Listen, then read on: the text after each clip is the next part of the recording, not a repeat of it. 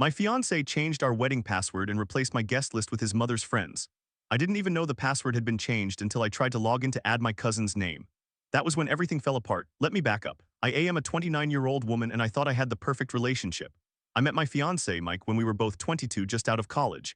He was charming, funny, and his family adored me, or so I thought. We got engaged last year and the wedding planning started almost immediately. Mike's mother, Linda, was very involved from the start, too involved looking back, but at the time I thought she just wanted to help. She offered to pay for the venue, which was generous, and she took charge of the guest list because she said she had a lot of family connections. I didn't mind. I trusted her. The wedding website and RSVP system were set up with a password so only we could edit the guest list. I created the password myself, something simple, our anniversary date. I told Mike and his mother. I thought nothing of it. Fast forward to about 3 weeks before the wedding.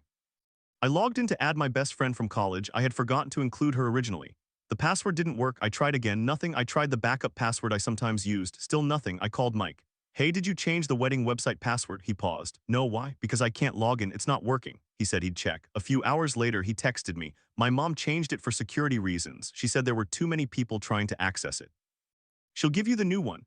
I thought that was weird, but I let it go. I asked Linda for the password. She sent me a text. It's now family first Wozrotwaffer. I logged in, and that's when I saw it. My entire guest list had been wiped. Every single person I had invited, my friends, my coworkers, my side of the family, all gone. In their place were names I didn't recognize, dozens of them. I scrolled through. They were all Linda's friends. Her bridge club, her church group, her coworkers from the real estate office. There were even a few names that looked like distant cousins of Mike's that I had never met. I felt the blood drain from my face. I immediately called Mike. Did you know about this? Know about what? Your mother deleted my guest list and replaced it with her friends.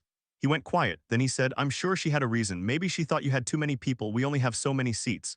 We have 200 seats, Mike. I had 75 people. She added 125 of her own. He sighed. Let me talk to her. I hung up, shaking. I didn't know what to do. I called my mom and she told me to stay calm and get the full story. But I couldn't stay calm. This was my wedding too. The next day, Mike came over. He said he had talked to his mother. She told him that I had been negligent in planning, that I hadn't sent out save the dates on time, and that she felt she needed to take over to ensure the wedding was a success. She also said that many of her friends had been offended that they weren't invited initially and she had to make amends. I was furious. Your mother just hijacked my wedding. I get to invite who I want. Mike said she's just trying to help. She's paying for a lot of it. I reminded him that we were paying for the catering and the photographer with our own money. That was non-negotiable. I told him I wanted my guest list restored immediately. He agreed to talk to her again, but nothing happened. Days passed. I sent Linda a text myself asking for a meeting. She responded with a long message about how I was being ungrateful, how she had sacrificed so much for this wedding, and how I needed to trust her because she knew what a proper wedding looked like. She ended with, I have invited my guests and they have already RSVP'd. It would be rude to uninvite them now.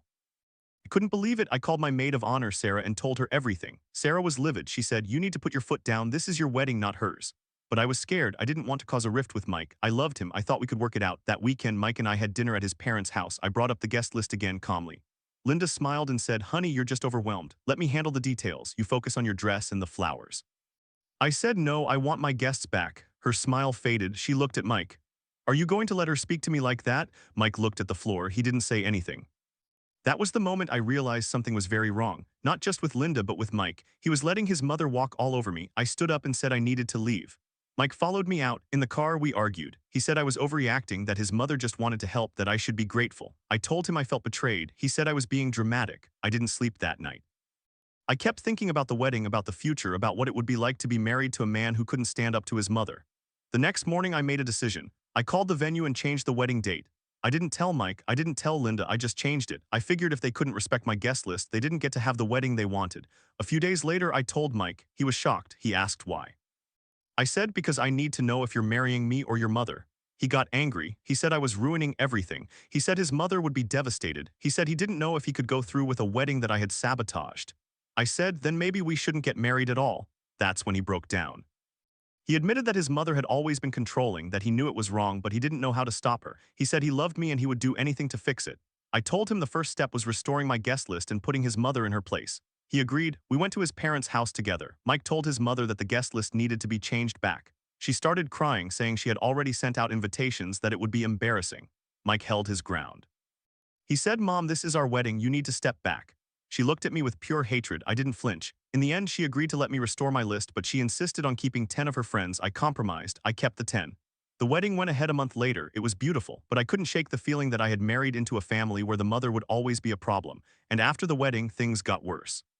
Linda started calling me every day, critiquing how I decorated our apartment, how I cooked, how I dressed. Mike would tell me to ignore her, but he never told her to stop. I started to resent him. I started to resent the marriage.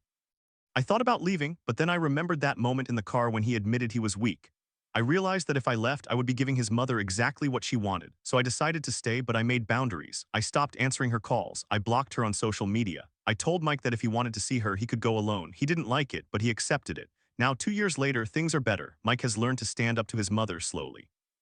Linda still tries to interfere, but I don't let her, and I never let her forget what she did. I changed the wedding password after the wedding, and I never told her what it was. I thought I was overreacting when I first saw the guest list.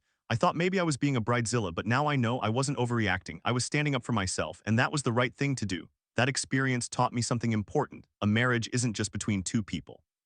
It's between two families, and sometimes you have to fight for your place in your own story. I don't regret staying, but I also know that if Mike hadn't chosen me over his mother that day, I would have walked away. And I'm grateful he did. But not every story ends with a partner choosing you. Sometimes the people closest to you try to sabotage you for reasons you'll never understand. That wedding password mess was just the beginning of a nightmare that made me question everyone I trusted. I thought I'd seen the worst when my mother-in-law hijacked my wedding. I was wrong.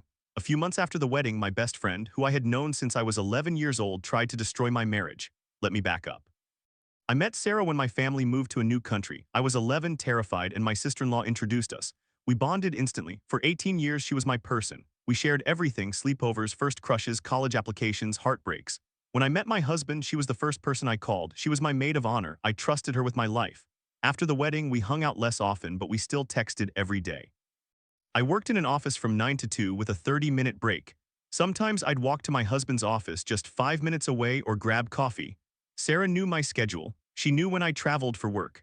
Last Wednesday, I was supposed to travel for work to a nearby city. But Tuesday night, a red weather alert came in, flooding expected.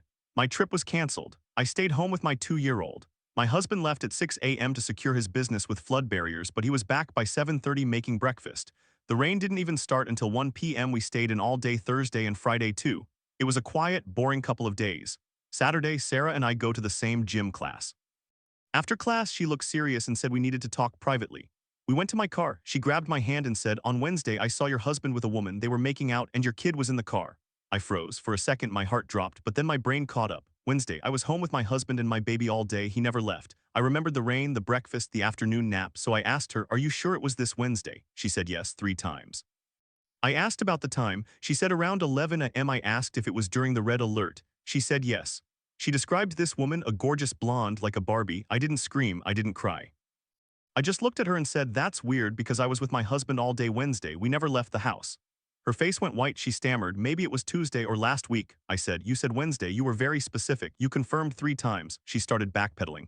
"I must have gotten the day wrong. I saw him another day." I asked, "When? Tell me exactly." She couldn't. She started making excuses about bad lighting, about seeing someone who looked like him.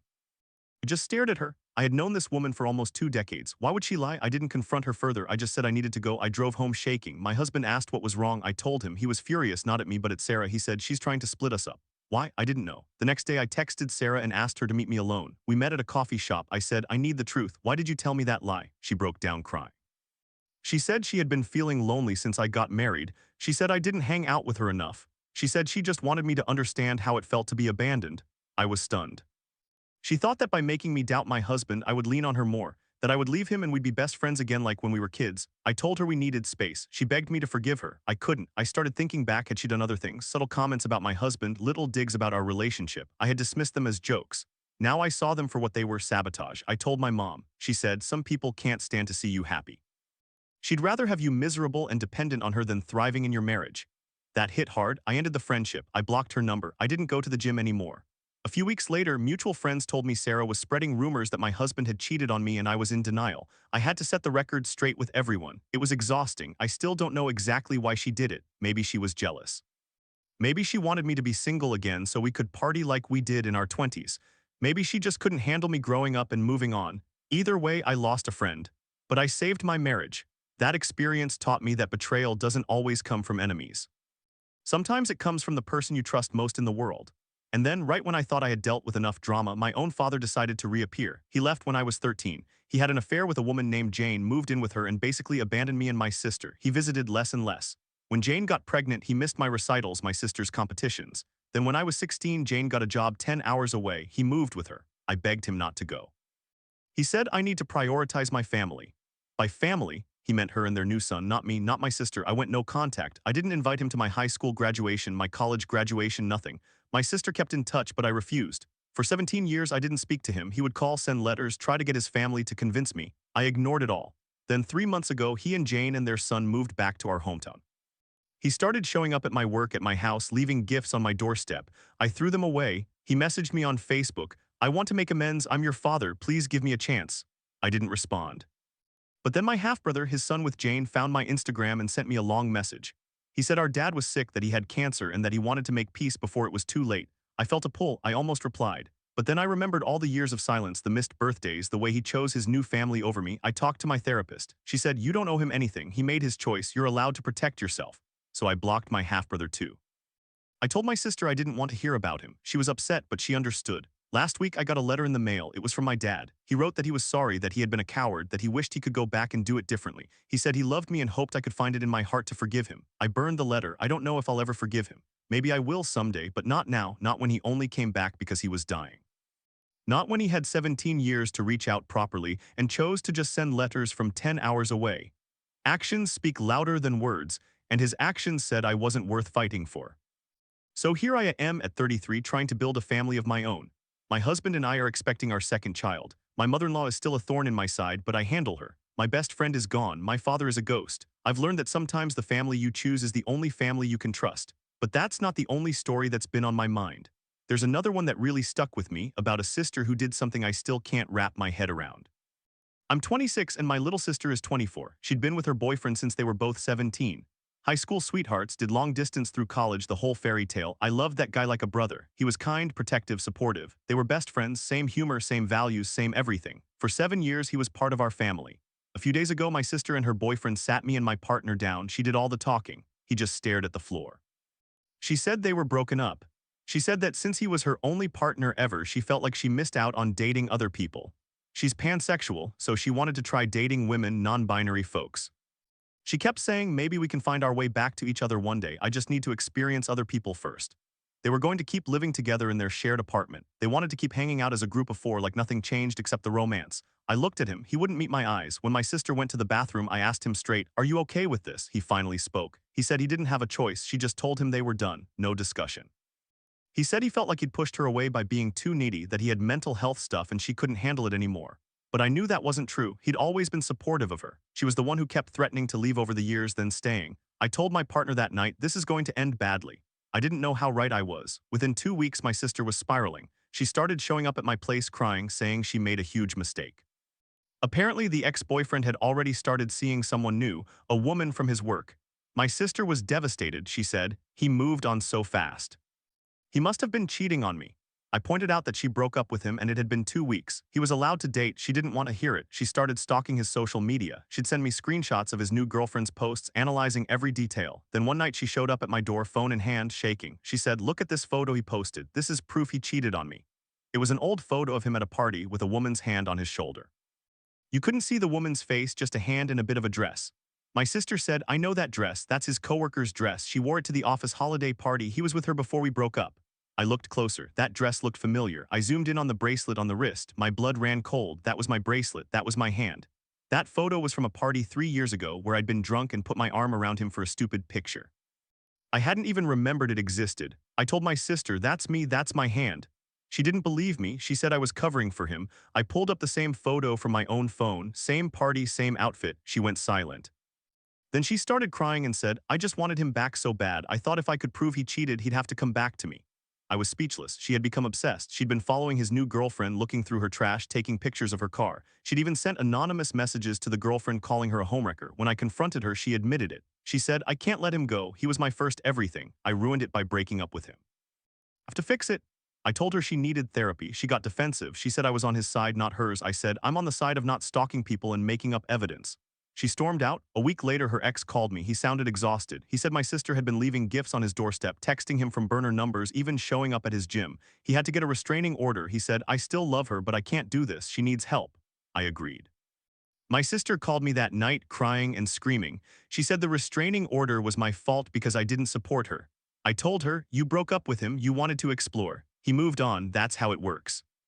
You don't get to sabotage his new life because you changed your mind. She hung up, we haven't spoken in 3 weeks. My parents are furious at me for taking his side. But honestly, I can't pretend she's the victim. She made her choice and now she's facing the consequences. I still hope she gets help and moves on. But I also hope she learns that you can't break someone's heart and then act surprised when they heal without you. I thought I knew my best friend. We'd been friends since I was 11, back when my family moved to a new country and my sister-in-law introduced me to Sarah. For 18 years, she was my person. We shared secrets, we traveled together, we were each other's maid of honor. She was at my wedding. She held my hand when I gave birth to my son. But last week, I found out she tried to destroy my marriage. Here's the setup.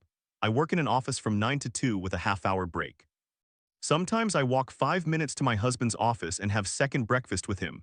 Other days, I hit a cafe near my job. I travel for work maybe once a month, just day trips to a nearby city. I usually mention it to Sarah in casual conversation. No big deal. Last Tuesday night, a red alert came through about severe weather the next day. My work trip to the other city got canceled. So Wednesday, I stayed home with my 2-year-old. My husband left at 6 in the morning to make sure his business was boarded up and put up flood protection. By 7:30, he was back making breakfast. It didn't even start raining until 1 in the afternoon. We stayed inside all day. Thursday, too, we didn't go out until Friday. On Wednesday at 3 p.m., Sarah texted me, "Are you home already? It's flooding where you were supposed to be." I replied, "Home safe. Nothing more." Saturday, we went to our usual gym class. Afterwards, she pulled me aside. She looked really serious, almost shaky. She said we needed to talk in private. We went out to my car. She leaned against the passenger door and said, "On Wednesday, I saw your husband with a woman. They were making out. Your kid was in the car." I froze. For a second, my brain just went blank, but then I remembered Wednesday. I remembered my husband making pancakes. I remembered watching cartoons with my son on the couch. I remembered the rain not even starting until 1. I asked her 3 times, "Are you sure it was this Wednesday?" She said yes 3 times. "What time?" "About 11 a.m. during the red alert." Yes, she even gave me a full description, my husband kissing a gorgeous blonde like a Barbie doll in a parked car near his office. She said my son was in the back seat. I didn't scream, I didn't cry. I just looked at her and said, "Sarah, I was home with my husband all day Wednesday. The trip was canceled." He never even left the house after 7:30 in the morning. Her face went white. She stammered, "Maybe it was another day, maybe I mixed up the days." I said, "You confirmed Wednesday 3 times, you were very specific." She started backtracking fast. "I must have seen someone who looked like him. I'm so sorry, I was just looking out for you." I didn't believe her. I drove home and told my husband. He was furious but also confused. We've never had trust issues. Why would she lie about something that could blow up my family? I decided to confront her again a few days later. This time, I recorded the conversation on my phone. She admitted she didn't actually see anything. She said she heard from someone that my husband was cheating. I asked who. She couldn't name anyone. I asked why she didn't just tell me that instead of claiming she saw it herself. She started crying and said she was just trying to protect me. That's when I realized she wanted me to leave my husband. She wanted me to be a single mom. Why? Because she's single and childless. She's always wanted to travel more, go out more, have a free-spirited best friend. I'm a wife and a mom now. I don't have as much time for her. She thought if I was a single mother, I'd be desperate for her company, that I'd need her even more. She tried to sabotage my marriage so she could have more of my time. I ended the friendship. I blocked her on everything. My husband was supportive but shaken. He said, "I can't believe someone who held our baby would try to destroy us." It's been 3 weeks. I still don't know if I'll ever fully trust anyone again, not even my oldest friend. And that's the thing about betrayal. It doesn't always come from an enemy. Sometimes it comes from the person you trusted most. Sarah was my sister in every way but blood. And she tried to tear my family apart because she was lonely. I hope she gets help, but I never want to see her face again. I was 13 when my dad walked out on us for his mistress. 30 years later, he came crawling back and I had to choose whether to let him in or slam the door in his face. It started when I was 13. My dad had an affair with a woman named Jane. He left my mom and moved in with Jane immediately. At first, me and my sister would visit every weekend. I'll admit he was a good dad back then, even though I never liked Jane. She was always cold to us like we were an inconvenience, but my dad tried. He came to some of my recitals, he took us out for ice cream, he pretended everything was fine. Then Jane got pregnant. They had a son, our visits became less frequent. My dad would miss my recitals because he was busy with his new son. He'd cancel weekend plans because the baby was sick. I was 16 when Jane decided to move for a new job opportunity, 10 hours away. Me and my sister begged him not to leave us. We cried, we pleaded, we told him we needed him. He just said, "I need to prioritize my family." His new family, not us. That pretty much ended our relationship. I decided to go no contact. What was the point? He had made it clear we weren't his priority. My younger sister stayed in contact, but I refused. He'd try to call me, offer for me to come visit with my sister. I always said no. When he came back to our hometown to see my sister, I'd hide in my room. I didn't invite him to my high school graduation. I didn't invite him to my college graduation. I didn't even tell him when I got married. I'm 33 now. For 20 years, I've kept him at arm's length. He's tried reaching out over the years, phone calls, letters, even messages from his family. His half-brother, my half-brother, would send me Facebook requests. I ignored them all. I avoided family events where he might show up. I skipped my sister's wedding because he was there. I missed my niece's first birthday party. I became a ghost in my own family tree. 3 months ago, my dad and his family moved back to our hometown. And he's been relentless, calling my phone from different numbers, showing up at my apartment, leaving notes on my car. He even sent me a long email saying he regretted everything and wanted to be a father again. Deleted it. Last week he showed up at my workplace. I'm a project manager at a small firm. My receptionist called me and said there was a man in the lobby claiming to be my father. I thought about sneaking out the back, but I was tired of running. I walked to the lobby and saw him. He looked older, grayer, thicker around the middle. He was holding a photo of me from when I was 12. He started crying and said, "I never stopped loving you." I didn't cry. I felt nothing but a cold anger. I said, "You left me when I was 16. You chose your new wife and your new son over me and my sister. You missed my graduations, my wedding, the birth of my children. You don't get to show up with a photo and pretend you're sorry." He said, "I know I made mistakes, but Jane cheated on me twice. She had an affair with her best friend's husband. I didn't know. I thought I was building a family. It all fell apart. I'm alone now. I just want my daughter back." I told him, "You made your choices. You don't get to come crying to me because your second family didn't work out. I'm not a consolation prize." He started begging. He said he had cancer. He said he only had a few years left. Wanted to reconnect before he died. I said, "You had 20 years to reconnect. You chose not to." Goodbye. I walked back to my desk. My hands were shaking. I called my sister. She said, "He told me about the cancer. I don't know if it's true. He's lied before." She was still in contact, always hoping he'd change. I told her I wasn't going to let him back in. She said she understood, but she thought I might regret it. Maybe I will, but I've spent 2 decades building a life without him. I have a wife, 2 kids, a job I love. I don't need a father who only wants me when he's desperate. He made his bed. He can lie in it. Last night, he sent me a text from a new number. It just said, "I'll always be your dad." I blocked it. I thought I was done crying over him, but I cried anyway, not for him, for the little girl who begged him not to leave. She deserved better, and I'm not going to let him hurt her again, but not all betrayals come from parents or friends. Sometimes the knife twists closest to home. My own sister taught me that lesson 2 weeks ago, and I'm still trying to piece together what the hell happened. I'm 26 and my little sister is 24. Her name is Chloe. She's been dating this guy Ethan since they were both 17. High school sweethearts, did the long-distance thing through college, moved in together after graduation. For 7 years, I've watched them be the kind of couple that finishes each other's sentences, that have the same stupid sense of humor that just fit. I loved Ethan like a brother. He was always there for family dinners, for my birthday parties, for the time my car broke down and he drove 40 minutes to jumpstart it in the rain. He had his own mental health struggles, anxiety, some depression, but he was a good man and my sister seemed happy until last month. Chloe and Ethan sat me and my partner down at our kitchen table. I knew something was wrong the second they walked in. Ethan looked pale, like he hadn't slept in days. Chloe had that set jaw she gets when she's made up her mind about something. She did all the talking. She said, "We're breaking up." I looked at Ethan. He didn't say a word, just stared at his hands. Chloe went on, "I've been with him since I was 17. I've never been with anyone else. I feel like I've missed out on opportunities to try other relationships. I'm pansexual and I want to date women and non-binary people. Maybe we can find our way back to each other one day, but right now I need to experience other people." She said they were going to keep living together in their shared apartment. They'd still hang out with me and my partner as a group of 4. Nothing would really change except no more romantic gestures, just roommates and friends. I kept looking at Ethan. He wasn't nodding. He wasn't agreeing. He was barely breathing. When Chloe went to the bathroom, I asked him straight, "Are you okay with this?" He finally spoke. His voice was barely a whisper. "I don't really have a choice." She told me it was over. There was no conversation, just a decision. I asked if he wanted to break up. He shook his head. "I love her. I've loved her since we were kids. I feel like I pushed her away somehow, like I wasn't enough. She keeps saying maybe we'll get back together, but I don't know." I hugged him. And I started to feel angry at my sister. Over the next week, I watched the situation get worse. Chloe started going out every night. She'd come home late, sometimes not until morning.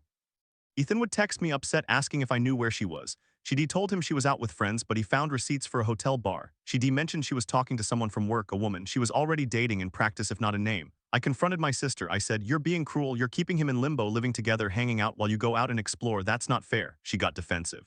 "He agreed to this. We're adults. He can move out if he wants. He's choosing to stay because he's hoping you'll come back." I said, "You're dangling that in front of him." She snapped, "Mind your own business. This is between me and Ethan." But it wasn't just between them, because then I found something that changed everything. Ethan came over one night distraught. He said he'd been cleaning the apartment and found Chloe's laptop open. On it was a folder labeled with his name. Inside were screenshots of old messages he'd sent to friends, private conversations about his therapy sessions. There were also photos. Photos he'd never consented to, pictures of him sleeping, pictures of him changing, and one photo that made my stomach drop.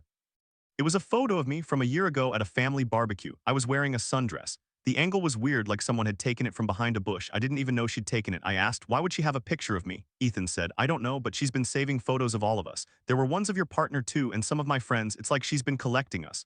I felt sick. I called my sister and told her I needed to see her immediately. She came over acting casual. I showed her the folder. Her face went white. She started stammering, that's private. You had no right to go through my laptop.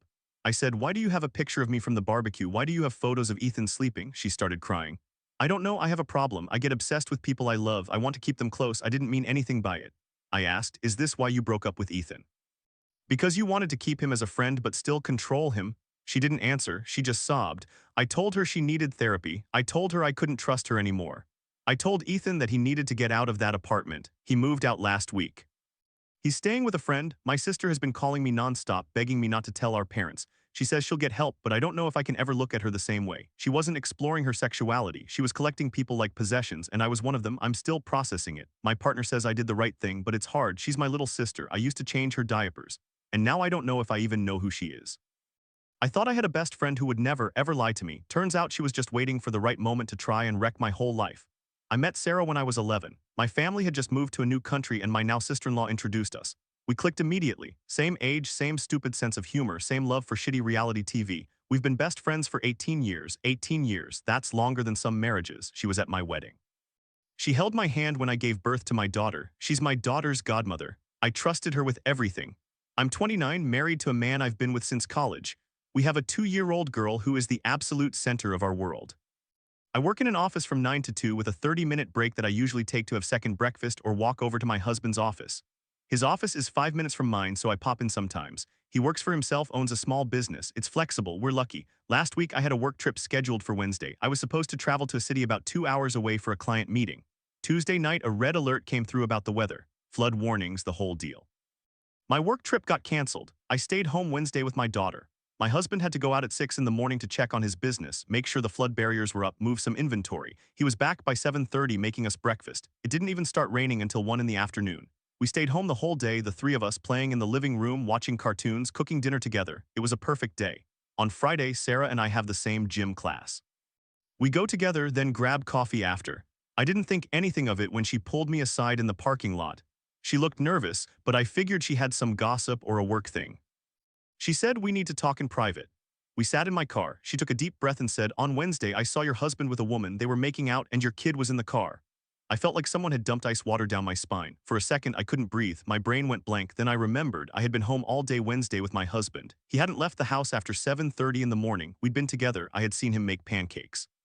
I had watched him give our daughter a bath. I asked her, are you sure it was this Wednesday? She nodded. Yes, I'm sure, I asked again. You're absolutely sure it was Wednesday? Yes, she said, and she launched into a full description. She said she saw him in the parking lot of a Starbucks kissing some blonde woman who looked like a Barbie doll. She said my daughter was in the back seat in her car seat. She described what he was wearing, which was wrong, by the way. He was wearing gray sweatpants and an old t-shirt that day, not jeans, and a leather jacket. I asked her a third time, are you 100% sure this happened on Wednesday during the red alert? She said, yes, I saw it. I thought you should know. I didn't scream, I didn't cry, I just said, okay. She looked disappointed. She probably expected me to break down. I told her I had to go. I drove home, parked in the driveway, and sat there for 10 minutes. I wasn't angry at my husband. I knew he hadn't done anything, but I couldn't understand why Sarah would lie. Why would she try to break up my marriage? What did she gain from it? I went inside. My husband was playing with our daughter on the floor. He looked up and said, you're back early, everything okay? I said, Sarah told me she saw you cheating on me on Wednesday. His face went pale. What? That's insane. I was here with you the whole day. I know, I said, I know. We sat down and talked it through. I told him exactly what she said. He was confused, then angry, then confused again. He said, why would she do that? She's your best friend. She's supposed to have your back. I said, I don't know, but I'm going to find out. The next day I called Sarah. I told her I needed to see her. I went to her apartment. I didn't bring my husband. I wanted to handle it myself. She opened the door with this fake concerned face. Are you okay? Did you talk to him? I said, yes, I talked to him, and he told me he was home with me the entire day Wednesday. He didn't leave the house after 7:30 in the morning. She blinked. He's lying. No, he's not, I said. I have the credit card statements. We ordered takeout lunch. I have the photos from that day. I have the weather reports. I was with him. There was no Starbucks trip. There was no blonde woman. There was no making out. You made it up. She went silent. Her face went red, then she started crying, not sad crying, angry crying. She said, "You don't understand, I just wanted you to have more time for me." I stared at her. "What are you talking about? You have a husband and a kid," she said. "You never have time for me anymore. I thought if you got a divorce, you'd be a single mom and you'd need me more. We could hang out again like we used to, me and you and the baby, no husband in the way." I couldn't believe my ears. I said, "You tried to destroy my marriage so you could have a friend. You wanted me to raise my daughter alone just so we could get coffee together," she nodded. "I didn't think it through, I just wanted you back." I walked out. I haven't spoken to her since. I blocked her number. I told my husband and he was livid. He wanted to confront her himself, but I told him no, it's done. I can't undo 18 years of friendship, but I also can't look at her the same way. She wasn't my best friend. She was someone who saw me as a possession. My daughter's godmother is no longer in her life. I had to tell my family what happened. Some of them think I'm overreacting, that she just made a mistake. But you don't accidentally try to break up a marriage. You don't fabricate an entire cheating story because you're lonely. That's not a mistake. That's obsession. I'm still processing it. I've lost my best friend. But I still have my husband, my daughter, my real family, and that's more than she ever deserved to take from me. But that wasn't the only story that made me realize how much damage one person can do. Here's another one that hit close to home. I'm 33 now, but when I was 13, my dad had an affair and left my mom for a woman named Jane. He moved in with her, and my sister and I would visit every other weekend. At first, he was still a good dad. He'd take us to the park, help with homework, pretend the new house was ours too, but I never liked Jane. She was cold with us, always correcting how we sat on the couch, how loud we ate. She'd hover in the kitchen while my dad made us pancakes like she was timing him. Then Jane got pregnant. They had a son and everything changed. Our visits got cut in half. My dad started missing my piano recitals and my sister's gymnastics competitions because he had to take his son to swimming lessons or his son had a cold. I remember waiting at the stage door after a recital, looking for his face in the crowd. Mom was there all proud, but Dad never showed. He called afterwards, said, "I'm sorry, buddy, your brother had a fever." I was 14. That was the first time I realized I wasn't his priority anymore. When I was 16, Jane got a job offer in another state, 10 hours away. Me and my sister begged him not to move. I cried. I said, "Please, Dad, you're already gone half the time. If you move, I'll never see you." He looked at me with this tired face and said, "I need to prioritize my family." I asked, "What about me? Aren't I your family?" He didn't answer. He packed up and left. That was it. I went no contact. I didn't visit. I didn't call. He tried a few times, sending birthday cards with gift cards for stores I didn't like, leaving voicemails saying he'd be in town if I wanted to grab lunch. I deleted them all. My sister stayed in touch. She's softer than I am. She'd visit him twice a year, send him photos from her graduation. I didn't invite him to my high school graduation. I didn't invite him to college graduation. He showed up to my sister's wedding and I avoided the whole thing. My mom covered for me, said I was sick, but my sister knew. She was hurt, but she understood. For 17 years, I didn't speak to him. 17 years, I built a life, got a good job, bought a house, met someone. I thought I was done with him. Then 3 months ago, he and Jane moved back to our hometown. He started calling again, relentless, left messages on my work voicemail, sent emails. Even had my half-brother, his son from Jane, reach out to me on Facebook. The kid is like 19 now. He wrote, "Hey, I know you don't talk to Dad, but he really wants to see you before he gets too old." I didn't respond. A few weeks later, my sister called me crying. She said Dad had been diagnosed with something serious. Not terminal, but serious. She said he wanted to reconcile before it got worse. She said he knows he messed up. He's been going to therapy. Jane cheated on him, by the way, twice, once with her best friend's husband. Dad's been miserable for years. I felt nothing. No anger, no sadness, just a cold, hollow space where he used to live. I told my sister, "I'm sorry he's sick, but I don't owe him a second of my time." He chose Jane. It was his new son. He moved 10 hours away and left me behind. I was 13 and begged him not to go. He looked me in the eye and said I wasn't his priority, so now he's not mine. She said, "But he's your father." I said, "No, he's a man I used to know." Jane's friends started messaging me. They called me cruel. They said I was holding a grudge, that everyone makes mistakes. My half-brother posted something on social media about how I was breaking his dad's heart. I didn't reply. I don't owe them an explanation. They didn't see the years of canceled visits, the missed recitals, the way I had to learn how to tie a tie from a YouTube video because my dad was too busy with his new family. They didn't see my mom working 2 jobs to keep us afloat while he was out buying Jane a new car. I'm not going to his funeral when he dies. I've made peace with that. I've made peace with being the villain in his story. I have my own family now, my own life, and I refuse to let a man who chose to leave me back in when it's convenient for him. Then there's the situation with my sister and her ex-boyfriend. That one still keeps me up at night. I'm 26. My little sister is 24. She started dating this guy Ethan when they were both 17, high school sweethearts. They did long distance through college, the whole love story. I've known Ethan for 7 years. He's like a brother to me. Always kind, always there when we moved, always making sure my sister was okay. He has his own mental health struggles, but he's a good man. They were perfect together. Same sense of humor, same taste in movies, same goals. I thought they'd get married. A few months ago, they sat me and my partner down. My sister did all the talking. She said they were breaking up. She said since he was her only partner, she felt like she missed out. She's pansexual and wanted to date women, non-binary people. She kept saying maybe they'd find their way back to each other. She wanted to keep living together, keep hanging out as a group of four. Nothing would change, she said, except no romantic stuff. Ethan just sat there silent. His face was gray. When my sister went to the bathroom, I asked him, "Are you okay with this?" He said, "She just told me we were done. I didn't have a choice." I said, "So you don't want this?" He shook his head. "I love her, I wanted to marry her, but she says she needs to explore and I can't stop her." I felt sick. My sister had talked to me before about breaking up with him. She always said the same thing, fear of missing out, but she always decided to stay. This time she just pulled the plug without even talking to him. A few weeks later I found out why. My sister had started seeing someone else, a girl from her yoga class. She didn't tell me because she knew I'd be upset. I found out through a mutual friend. I confronted my sister. She broke down crying, saying she didn't want to hurt anyone, but she didn't know how to let go of Ethan. She wanted him as a safety net. I told her, "You can't have both. You can't go sleep with other people and expect him to wait at home like a puppy." She got defensive. She said, "You don't understand what it's like." "I understand you're being selfish," I said. I started spending more time with Ethan. He was devastated. He'd moved out to a friend's couch. And then things got weirder. My sister started obsessing over my relationship with him. She'd text me, "Why are you hanging out with him? He's my ex." "You're supposed to be my sister." I said, "He's my friend. I've known him for 7 years." Then she dropped a bomb. She showed me a photo on her phone. It was a picture she had taken of Ethan years ago in his sleep. She had it saved in a hidden folder. I asked, "Why do you have that?" She didn't answer. Then she admitted she'd been keeping tabs on him, scrolling through his messages, showing up at places she knew he'd be. She even had a photo of me on her phone, a picture of me and Ethan hugging at a party. She said she was monitoring our friendship. I was speechless. I told her she needed therapy. She cried. She said she didn't want to lose him, but she already had, and now she was losing me too. I haven't talked to her in weeks. My parents think I'm being dramatic, but I saw who she really is. She's not my little sister. She's someone who would rather control people than love them, and that scares me more than anything. My best friend tried to destroy my marriage, and I still don't know why I'm 29. I've known my best friend Sarah since I was 11 years old. My family had just moved to a new country, and my now sister-in-law introduced us. We grew up together. We shared secrets, sleepovers, crushes. We were at each other's weddings. She was my maid of honor. I trusted her with my life.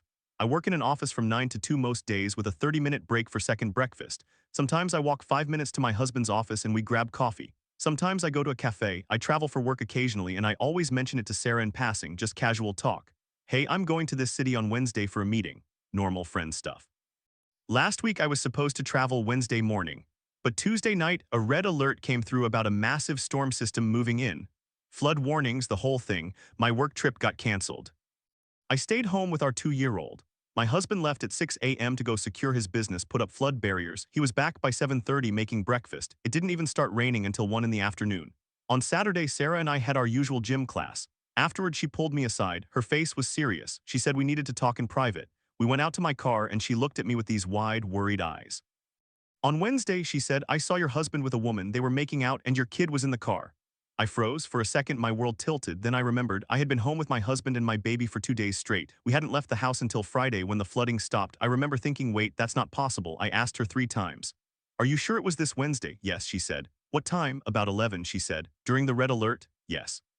"You're absolutely certain?" And she launched into this whole description. My husband, a gorgeous blonde, making out in his car. She described the car. She described the blonde's hair. She even said the kid was in the back seat. I didn't scream. I didn't cry. I just said, "Sarah, that's impossible. I was with him all day. We didn't leave the house." Her face changed. She went pale. She started stammering. Maybe it was a different day. No, she had specifically said Wednesday 3 times. Maybe I was confused. No, she described it in detail. I asked her, "Why would you make that up?" She started crying, said she was just trying to protect me, said she must have gotten the days mixed up. But I knew she had tried to sabotage my marriage. I don't know why. Maybe she wanted me to be single so we could hang out more. Maybe she was jealous. I'll never know because I ended the friendship that day. I told my husband. He was furious. He wanted to confront her. I told him no. I just blocked her number. I don't need closure when I can have peace. She tried reaching out through mutual friends, saying it was a misunderstanding. But I saw the look in her eyes when I caught her. That wasn't confusion. That was desperation. Some people will burn down your happiness just to feel warm. I learned that the hard way.